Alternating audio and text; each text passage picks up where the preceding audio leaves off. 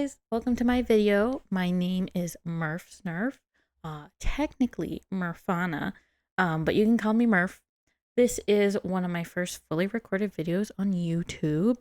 I do have a few posts, but they are VODs of my streams, so I am here today to go over some things because I have some very exciting news. I am doing a mega Uberhood, which I'm very excited to start.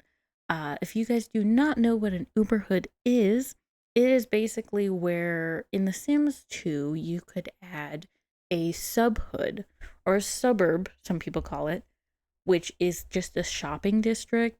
If you're playing no unmodded Sims 2, you'll probably see Blue Water Village. Blue Water Village is the subhood that was shipped with Open for Business, which I believe is the third expansion pack for The Sims 2. You should probably have it if you got the Legacy Collection. I am playing on the Legacy Collection, so all of the expansion packs are shipped with the main game, so you'll most likely have it. If you are starting new playing The Sims 2 and you don't know what a Mega Uberhood is, there is a certain mod by Mutilda where you are able to add multiple shopping districts or subhoods to one main hood. The main hood would basically be the actual hood that you click on from the main menu. That is called the main hood. Then once you're in the main hood, you can access all of your subhoods. Just a little terminology lesson to go into because I'll be saying it a lot. And in case you're new to the Sims 2 community, it is a very fun thing to be new to. But it can be a lot if you don't know a lot of the stuff going on. I am taking my big baby's first steps into an Uberhood. I am very excited for this. I have had an inkling to start one for a while. I've been a little bit nervous, but with The Sims 2, I have like jumped headfirst into it and I'm really enjoying it. Today we're going to be setting up basically the Uberhood. I'm going to go over my big tracker that I have, and it's not a spreadsheet. Technically, it is, but it's not the usual spreadsheet. I know everybody talks about the Holy Grail spreadsheet that is for rotational gameplay. I do have that, but it's not in spreadsheet form. So I do use Notion. Notion is a free app that you can download on your computer. You can also download it on your phone, and it is free to use. And it is basically just a big, large planner, tracker. You can use it for anything. I am using it for The Sims. So with my Notion tracker, is which we're on right now, I have here my Mega Uberhood. Now you're going to see a few names of the hoods. We're going to go down and I'm going to explain a little bit more about it. But I have here in big words, so I can see, I have here all of the hoods that I am adding to my Uberhood. Now I've gone ahead and already added these to my Uberhood, and I have added some basic information that I'll show you in just a second. But basically I still need to set up the lot renovations for some hoods. The majority of the hoods I do have Katati's renovations. Freaking love Katati. She's amazing. I love all of her work. I literally love Katati. If Katati didn't exist, I probably would not be having as much fun with The Sims as I am because I'm not a builder. I'm trying to, which we'll see probably in my streams if you wanted to check that out. I am trying to build. That is my building Stranger Town streams, and it's going okay. I'll just say that. It is still hard to try to figure out The Sims 2 build mechanics. But I will now go into my tracker, which is my holy grail. I literally love Notion. Here we have on my main page, I do have another page here for basically my main page, I guess I should say. But that just holds all of my other trackers for my other hoods, as well as like blank templates that I'll show you for like rotation tracking, as well as tables. And it also holds miscellaneous information about like certain roles that I do in the hood when we get into it. If people want to see in depth of what I do for a household, certain roles that I have to do, roles as in like dice rolls, I pick random number generators, how I set up a household. If people want to see that, I can definitely make another video for that. A majority of what I follow is actually from a cotton sock who on YouTube has made really, really great Sims 2 directional videos. They're so easy to follow. She is basically who I owe for getting my Sims 2 to run and look modern, that I love it. So she's basically like, all of her videos I followed, and her mods master list is basically the framework for mine. I don't really have a lot of mods that are different from it. So if you guys are interested in starting your own like that, I really recommend her videos and watching those to get started. But if you want like a video from me of how I personally set up, because I do a little bit things different, some of it is similar, some I do different. I do different roles, or like how I control aging. I will get into that a little bit though in this video, so it's probably going to be fine. But anyways, enough of my rambling for more rambling. So here I have is every hood that I have added to my mega hood. So every hood that I will be actively playing. We have a few. I do have a few custom hoods, but I want to use the word custom loosely. The Sims in these hoods are in the Sims universe. So for right here, what we can see is Viper Canyon, which is not a normal hood. This is a completely custom hood, but Viper Canyon is basically from Meet Me to the River. So if a lot of people, if you have been like me and you watch a lot of videos of The Sims 2 and a lot of tutorial videos that are out there, there are a crap ton.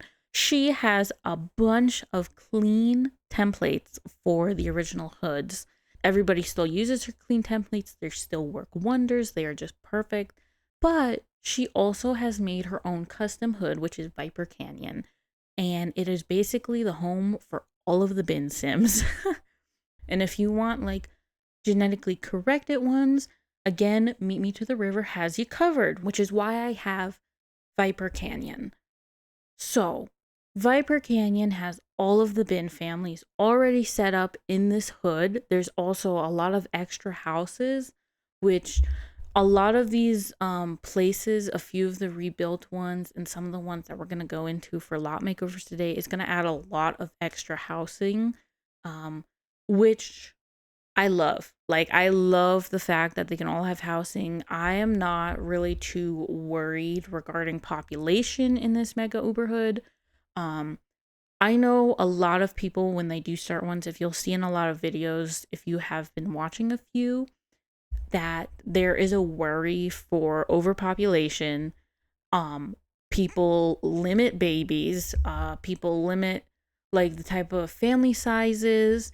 I will be doing that loosely. I have set a strong note that if they roll, because it's mostly family Sims that will do that, sometimes normal Sims, but if they roll to have 10 children, I am not going to be doing that.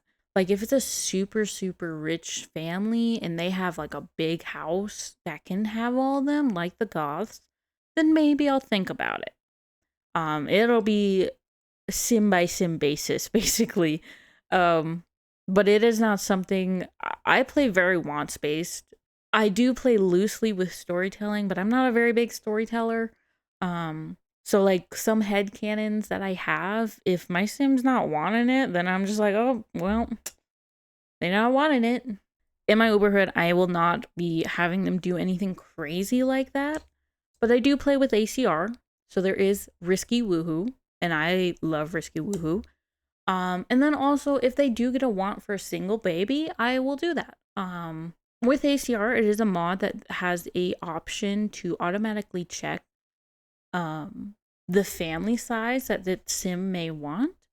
So I am debating on when I go in for my first day sim setup, which will be another video. I was actually going to go over to this, set up all the hoods, and then another video that I'm going to record is going to be basically the first day setup. So when you load into a neighborhood that you've just started, they're all going to be like the last day of summer.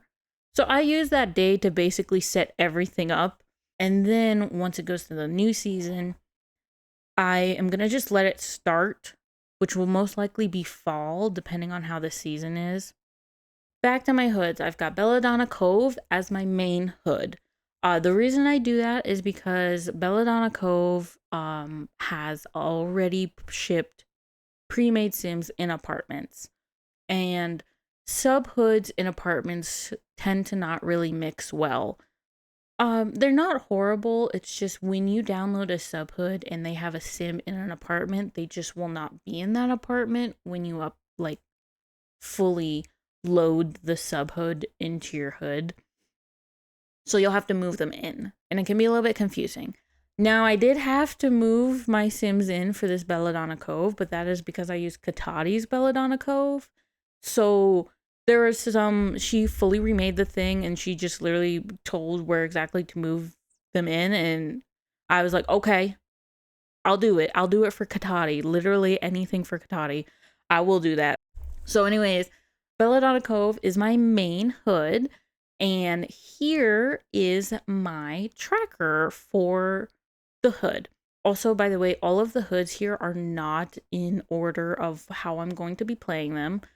I am also I'm going to randomly put them in a wheel spinner, and I'm just going to spin and see which one I play. I really like randomness.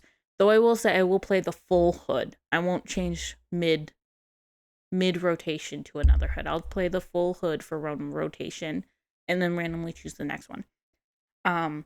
This is basically an amalgamation of a bunch of different trackers that I have found online and tried to work with in the past, and some of them they don't really work for me. They have too much of stuff to track. They have things that I probably wouldn't track, or they're missing things that I want to track.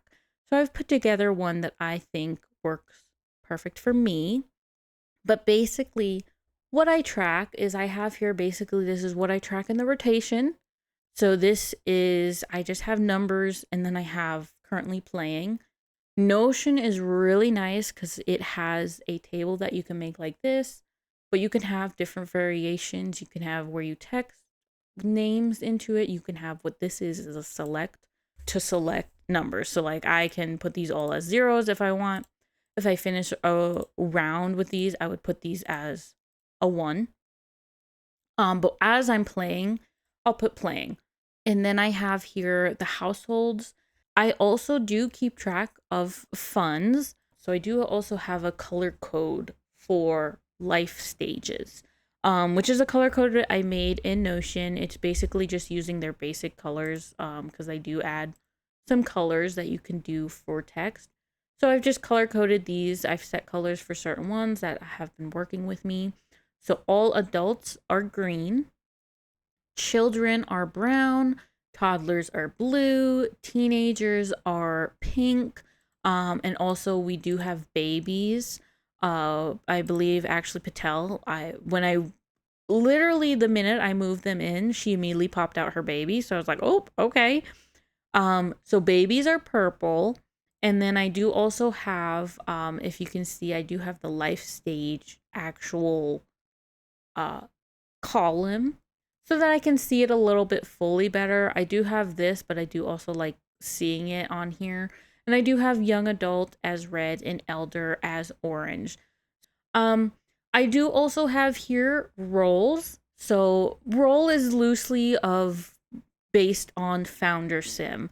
So the main sim of the household, or the first sim of the household. And then here is 2 empty columns that I have not started yet because I haven't fully started a rotation. I haven't fully started playing in my Uberhood. But this is basically to keep track the age of when I start a rotation and then the age of when I end a rotation.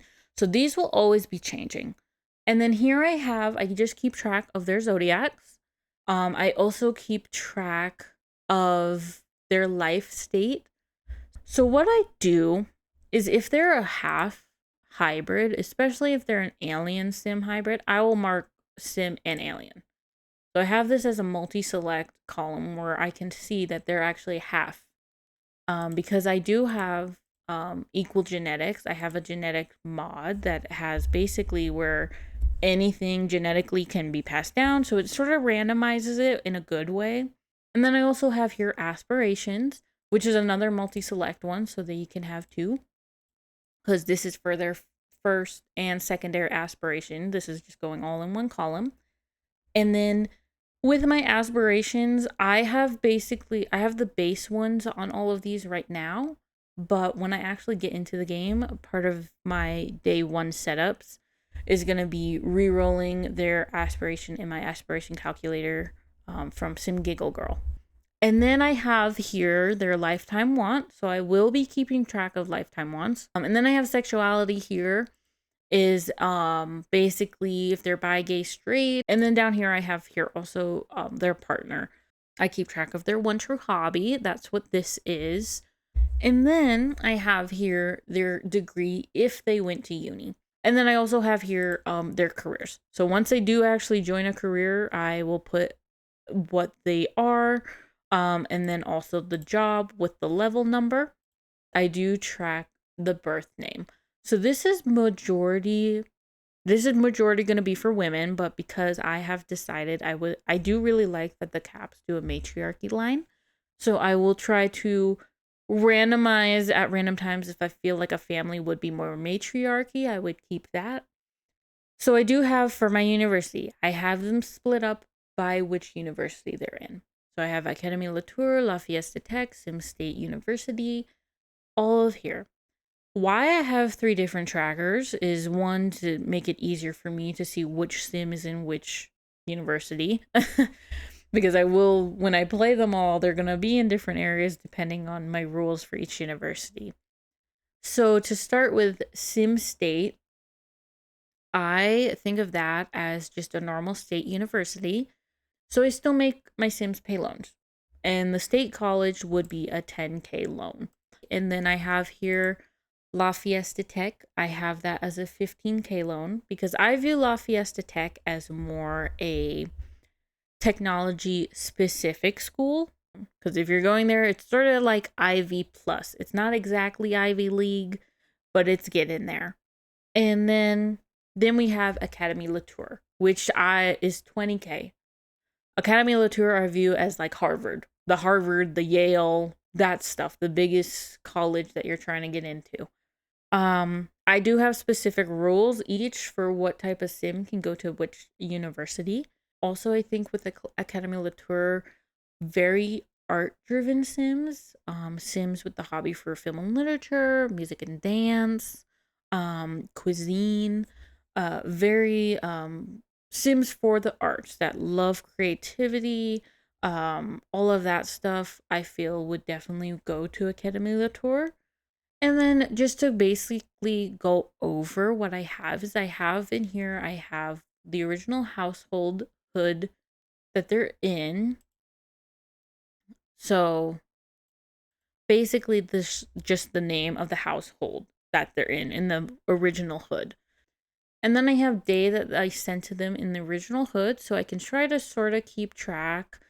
And then here I write down all of their scholarships and the grants that they get before university as well as in university. Because depending on how well they do, what wants they want, if they want to do papers or anything, they can get some more grants. So I put everything down here. And then here I have their loans. So at the start of every university rotation, it is always going to be 0 for my Sims because I don't add everything up until the very end. And what I do is with all of their scholarships from before college and during college, I add all of that up and then I subtracted from their big loan. So like, for example, if they went to Sim State for 10K and they got a few loans that added up to 3K in total of everything, I would subtract 3K from 10K and then they would still owe 7K. Here I also just keep track of their major. I also keep track of their bank. In case they wanted to like work like as a barista in the cafe, if they made any money on their own, I would put this in their bank so that they can deposit it into their account. I also do deposit all the grants and scholarships that they make during college into this, but it basically just gets added to their scholarship. So it's not in their bank account, but it does get added to their bank account while they're at university, just so that the money gets separated. And then I just have basic notes. This will be just notes during like Lucy got pregnant with whatever. So I have all that. And then my next tracker that I have that's a little bit separate is my pets. I do want to keep track of pets, but I don't want to keep track of them in the actual hood. I feel like it would just be sort of like a waste of a space. So I decided to track them separately. And I have here the name of the pet. So basically it would be just a single one. There would be no sub item. This would be the pet. And then so like this would be the pet's name, and then this would be the household name that they're in. So say for example the Broke household, I would put Broke here. And then I would also put the hood, so they'd be Pleasant View, so that I can tell like which hood they're in.